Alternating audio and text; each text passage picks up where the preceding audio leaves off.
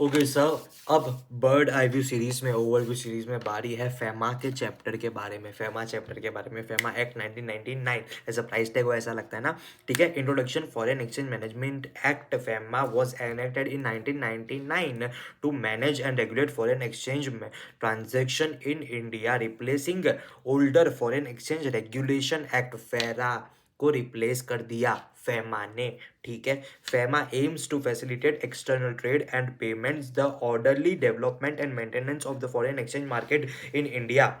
Effective date 1 June 2000 से start हो गया है फेमा का इम्प्लीकेशन। ठीक है, implementation. Need of the act, globalisation. क्या जरूरत थी फेमा की? Globalisation, economic liberalisation in the 1990s require a framework to handle the foreign exchange efficiently. FEMA replaced restrictive provisions of FERA with the liberalized structure in line with the India's open economy policies. Objectives of FEMA क्या क्या है? Consolidate and amend laws related to foreign exchange, facilitate external trade, promote capital flow, sorry, encourage systematic and legal transactions in foreign exchange markets. Structure of FEMA कैसा है?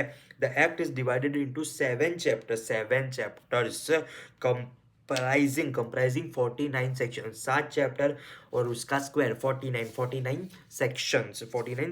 Preliminary Section 1 and 2, definitions and extent, regulation and management of the foreign exchange, Section 3 से लेकर 9 तक है। Authorized person, Section number 10 से लेकर 12 तक है। Roles and powers of authorized dealers and money changers, contraventions and penalty, Section number 13 से लेकर 15 तक में है।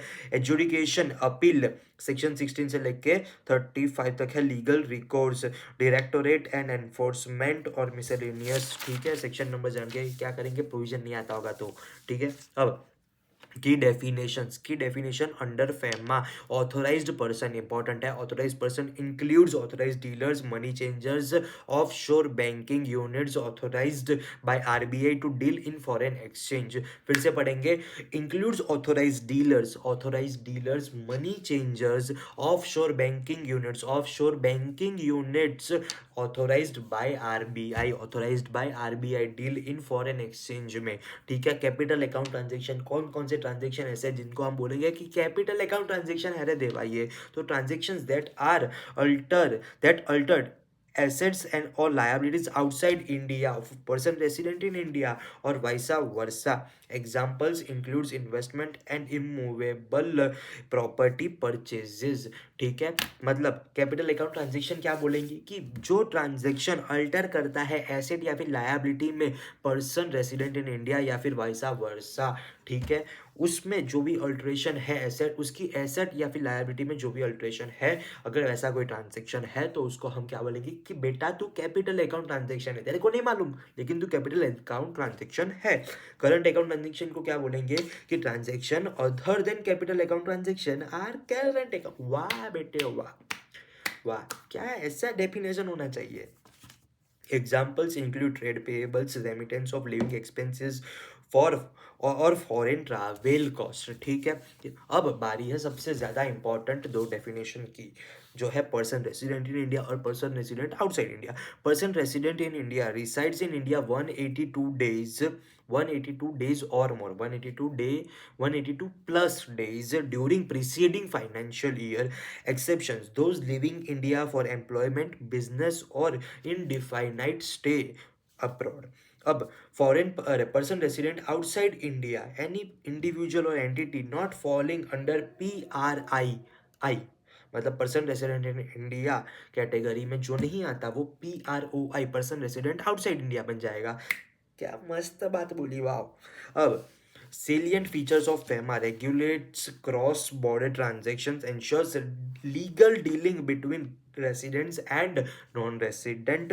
करंट अकाउंट ट्रांजेक्शन में क्या क्या बोल रहे हैं? Freely permissible unless specifically prohibited, मतलब करंट अकाउंट ट्रांजेक्शन तुमको जैसा करना है करो, अनलेस स्पेसिफिकली प्रोहिबिटेड। अगर हमने स्पेसिफिकली प्रोहिबिट किया है तो तुम नहीं कर सकते। Capital account transaction restricted unless permitted by RBI. मतलब वो तो कैपिटल अकाउंट ट्रांजेक्शन तो सारे रिस्ट्रिक्टेड है अनलेस परमिटेड बाय आरबीआई, मतलब जो जो परमिट किए ना वो कर सकते हो, वो उसका वादा नहीं है, लेकिन बाकी सारे रिस्ट्रिक्टिव है उसका। और करंट अकाउंट का क्या है, सभी कर सकते हो, लेकिन जो नहीं करना होगा ना वो हम बताएंगे। कैपिटल क्या बोलता है, कुछ नहीं कर सकते, जो हम बताएंगे वही कर सकते हो, ठीक है। ये दोनों अप्रोच याद रखना है। Authorise dealers designated entities such as banks to deal in foreign exchange penalties and enforcement. FEMA imposes penalties for contraventions. Enforcement is managed by Directorate of Enforcement. अब residential status under FEMA, person resident in India resides for 182 days or more in the previous financial year. Exception मैंने बता दिया कि individual living India for employment or business purpose or any undefined period, या फिर person resident outside India भी मैंने बोल दिया, includes individuals not meeting PRI category. Branches and offices outside India controlled by PRI are still considered as PRI. मतलब branches और offices, मतलब मान लो कि यहाँ की पुणे एक हेड ऑफिस है, ठीक है, पीआरआई है, पुणे पीआरआई है। अब उसकी कोई ब्रांच या फिर उसकी कोई ऑफिस जो है वो आउटसाइड इंडिया है, जैसे कि दुबई में है, पुणे ब्रांच की, पुणे हेड ऑफिस की एक ब्रांच दुबई में है जो कंट्रोल्ड है पुणे से, मतलब पीआरआई से कंट्रोल्ड है। तो जो दुबई ब्रांच है वो क्या हो गई, पीआरआई हो गई, पीआरओआई नहीं। भले ही बाहर है लेकिन वो पीआरआई बन गई, उसको पता भी नहीं है लेकिन उसको पीआरआई बना दिया हमने। वाह, कैसा मजा आया ना, मजा समझ आया। Current and capital account transaction. Current account transaction includes payment related to foreign trade, services, travel and education. Freely permissible with exception like remittance for lotteries and banned goods. Lottery का जीता हुआ पैसा अपन रेमिट नहीं कर सकते, याद है, हाँ, वो करंट अकाउंट ट्रांजेक्शन का एक रिस्ट्रिक्शन का एग्जांपल दे दिया। बाकी सारे मतलब बाकी जो जो कर सकते हो, 2.5 लाख की लिमिट याद रखना, ठीक है। फिर capital transaction includes investment, loans and property transactions, regulated and maintain balance in capital inflow and outflow. Schedule 1 क्या बोलता है, फेमा का शेड्यूल 1 क्या बोलता है, प्रोहिबिटेड ट्रांजेक्शंस की बात करता है, ठीक है। और शेड्यूल 2 क्या बोलता है, ट्रांजेक्शन्स रिक्वायरिंग सेंट्रल गवर्नमेंट का अप्रूवल। और शेड्यूल 3 क्या बोलता है, ट्रांजेक्शन गवर्निंग आरबीआई का अप्रूवल, ठीक है, इमिग्रेशन, मेडिकल ट्रीटमेंट वगैरह वो सब। पेनल्टीज एंड अपील्स, कॉन्ट्रावेंशंस क्या बोलते हैं, penalty up to thrice sum involved और 2 lakh for less significant violations. मतलब अगर तुमने ठीक ठाक किया ना तो 2 लाख या फिर जितने अमाउंट का क्या उसका 3 गुना उतना पेनल्टी लगेंगे। या फिर adjudication and appeals, decisions of adjudicating authorities can be appealed at appellate tribunals and special directors. Appeals मतलब अगर कोई ऐसा नखरा कर रहा है कि ये नहीं कर सकते वगैरह, तो तुमको अपील करना है तो अपील अपीलिएट ट्राइब्यूनल्स में तुम अपील कर सकते हो। इंपॉर्टेंट एग्जाम्पल्स कौन कौन से हैं, foreign exchange use, Indian resident remit funds to a relative abroad classified as a current account transaction. मतलब इंडियन रेसिडेंट है, उसको मान लो अपने बेटे को ट्रांसफर करना है, रिलेटिव को ट्रांसफर करना है तो वो कर सकता है, तो करंट अकाउंट ट्रांजेक्शन बन गया। Branch status, a Mumbai based office controlling and oversea branches is entitled as PRI under FEMA, ठीक है। की टेक अवेज क्या क्या है, FEMA promotes a liberal yet regulated foreign exchange market. फिर current account transactions are generally free, but capital transactions are controlled. Residential status is pivotal in determining FEMA's applicability.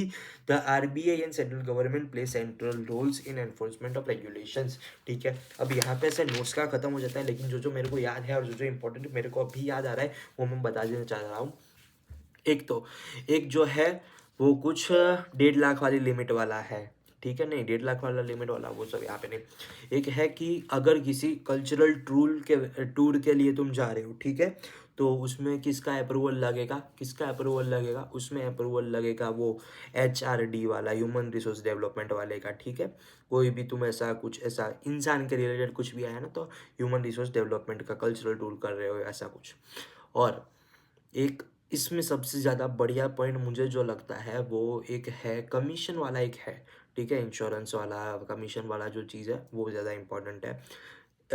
बाकी lottery वाला आ गया इसमें, और medical expenses, अगर medical expenses 2.5 lakh से ज़्यादा हो रहे हैं तो फिर वो जो मेडिकल ट्रीटमेंट, जहाँ से मेडिकल ट्रीटमेंट ले रहे हैं वहाँ का सर्टिफिकेट अपने को देना पड़ता है। और सेम प्रोविज़न एजुकेशनल के लिए, अगर एजुकेशन बॉडी की मतलब फ़ी अगर ज़्यादा है, 2.5 लाख से ज़्यादा है, $2.5 लाख से ज़्यादा है, तो वहाँ का जो सर्टिफिकेट है वो प्रूफ पे अटैच करके आरबीआई का अप्रूवल जो है वो ज़्यादा अपन एक्सटेंड कर सकते हैं। लेकिन 2.5 लाख तक है, करंट अकाउंट ट्रांजेक्शन है, तो पूछने की कोई ज़रूरत नहीं है, ठीक है। 2.5 लाख तक वापरो जलसा करो, ऐसा है, ठीक है। अभी यहाँ पे ये खत्म होता है, जो जो टॉपिक मैंने बोले वो यहाँ पे कवर नहीं हुए, वहाँ पे क्वेश्चन आंसर पढ़ो और कंसेप्ट भी पढ़ो, ठीक है। बाय बाय, जय श्री कृष्ण, हर हर महादेव।